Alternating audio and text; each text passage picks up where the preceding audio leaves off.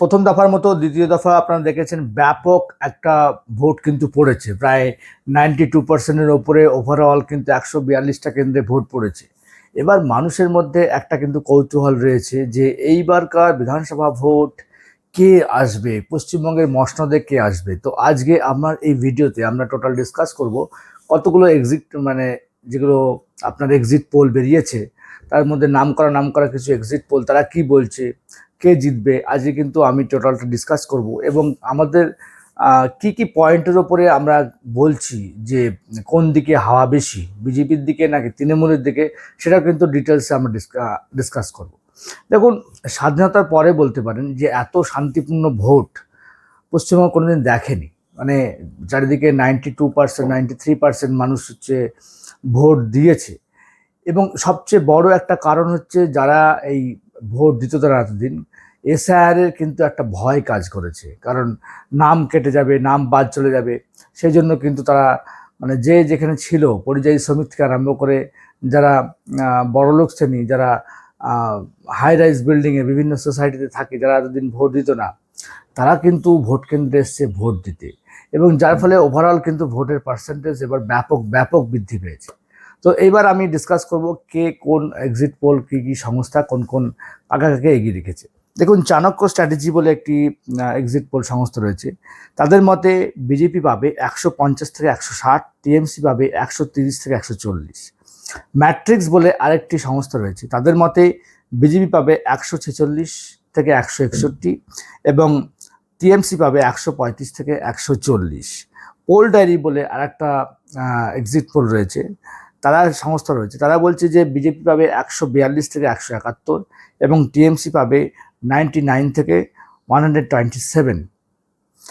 Pre mark বলে একটা সংস্থা রয়েছে, তাদের মতে 150 থেকে 175 পাবে বিজেপি এবং টিএমসি পাবে 118 থেকে 138। এবং প্রজাপোল বলে আরেকটি এক্সিট পোল সংস্থা রয়েছে, তারা বলছে বিজেপি পাবে 178 থেকে 208 এবং টিএমসি পাবে 85 থেকে 110। একমাত্র পিপলস পালস বলে একটি এক্সিট পোল সংস্থা রয়েছে, তারাই একমাত্র টিএমসিকে এগিয়ে রেখেছে। তারা বলছে যে 177 থেকে 187 পাবে টিএমসি এবং 95 থেকে 110 পাবে বিজেপি। এখন ব্যাপারটা হচ্ছে যেটা হাওয়া চলছে চারিদিকে যে বিজেপি আসবে, বিজেপি আসবে, বিজেপি আসবে, সেই বিষয়টা কিন্তু আমাদের খুব যুক্তি সহকারে ভাবতে হবে, বিচার করতে হবে। দেখুন, সারা রাজ্য জুড়ে আপনারা দেখেছেন যে টিএমসি যে ভোট ব্যাংক, মেনলি তারা কিন্তু 25 থেকে 30% যে মাইনরিটি কমিউনিটি, মুসলিম কমিউনিটির ভোট কিন্তু তাদের পক্ষে যায়, যার ফলে সেটা কিন্তু তাদের একটা ফিক্সড ডিপোজিট বলতে পারেন। মানে 2-3% হয়তো আইএসএফ পাবে, সিপিএম পাবে, কংগ্রেস পাবে, কিন্তু মেজরিটি মুসলিমরা কিন্তু টিএমসিকেই প্রেফার করছে, কারণ তাদের মধ্যে যে ভয় রয়েছে, এসআর নিয়ে অনেকের নাম বাদ গিয়েছে, সংখ্যালঘুদের নাম, তারপরে বিভিন্ন সিএ এনআরসির ভয় তাদের রয়েছে, যার জন্য তারা কিন্তু টোটালটাকে, এবং তারা বিজেপিকে প্রেফার করে না তাদের ফেভারিট পার্টি না বলে, সেই জন্য তারা কিন্তু তাদের যে লার্জ চাং মুসলমানদের যে মেজর পার্সেন্টেজ সমস্ত কিন্তু টিএমসিতেই পড়বে। এবং টিএমসির আরেকটা হচ্ছে যে তারা ভোট কিন্তু মানে পাড়ায় পাড়ায় তাদের সংগঠন রয়েছে, এটাও কিন্তু একটা বড় ফ্যাক্টর তাদের পক্ষে। এবং সেটা হচ্ছে ইলেকশন কমিশন এত সুন্দরভাবে ভোট কন্ডাক্ট করেছে, মানুষের কনফিডেন্সটাকে বিল্ড আপ করেছে, যে প্রচুর মানুষ কিন্তু যারা ভোট দিত না তারাও কিন্তু ভোট দিতে এসছে।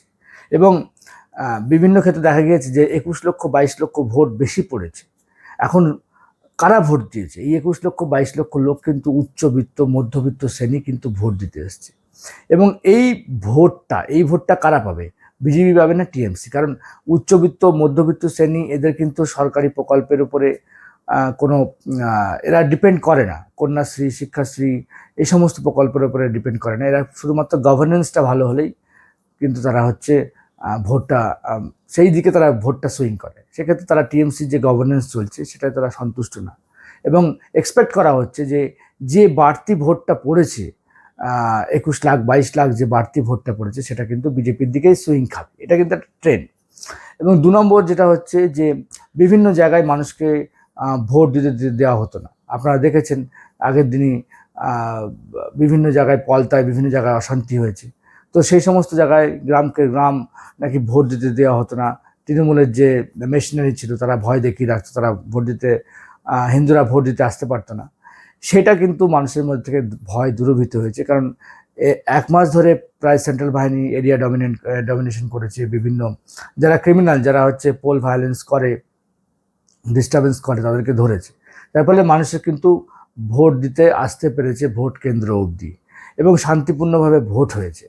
এই সমস্ত দেখে কিন্তু মানুষের মধ্যে একটা আশা জেগেছে, হয়তো এবার পশ্চিমবঙ্গে বিজেপি আসবে। এবং মুসলমানরা যেমন ভোট দিয়েছে, তারা দেয় একদম লার্জ চাঙ্ক দেয়, এবার কিন্তু হিন্দুরাও একদম প্রবল উৎসাহে ভোট দিয়েছে, যার ফলে আশা করা হচ্ছে কিন্তু বিজেপি সেই ভোটটা কিন্তু বাড়তি পাবে। তো এই সমস্ত কারণগুলো এক্সিট পোল একদম পুরো কারেক্ট হয় না। 4 মে বোঝা যাবে কে আমাদের ক্ষমতায় আসছে। কিন্তু ওভারঅল যদি আপনি দেখেন যে সমস্ত ট্রেন্ড, যে সমস্ত হাওয়া রয়েছে চারিদিকে, সেটা কিন্তু পুরো বিজেপির হচ্ছে পক্ষে রয়েছে। এবং ভাবা হচ্ছে যে বিজেপি কিন্তু এবার একক সংখ্যাগরিষ্ঠতায় পশ্চিমবঙ্গে চলে আসবে। এখন 4 মে বোঝা যাবে যে সত্যি সত্যি এটা সম্ভব, নাকি সেই 2021 সালের মতোই আবার একটা ফানুস সমস্ত এক্সিট পোলকে ব্যর্থ করে দিয়ে আবার টিএমসি আসছে। সেটা কিন্তু সময় বলতে পারবে। কিন্তু আপনাদের যদি কোনো কোয়ারিজ থাকে, আপনাদের যদি কোনো মতামত থাকে, অবশ্যই আমার কমেন্ট বক্সে জানাবেন। আমার ভিডিও ভালো লাগলে অবশ্যই লাইক করবেন, আমার চ্যানেল সাবস্ক্রাইব করবেন। Thank you, tata, bye by.